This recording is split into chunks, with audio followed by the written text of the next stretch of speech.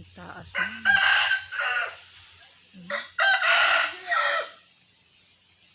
Ang aming engineer.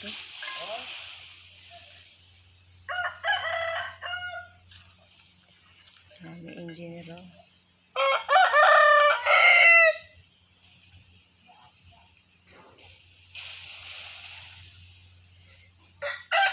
Si Engineer Arlan.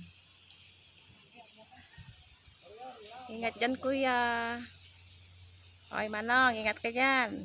Kapit. Taas. Ang aming paho, pinatapas na ni Tata. Meron pa rin naman dyan. Maraming paho dito. Ang aming engineer.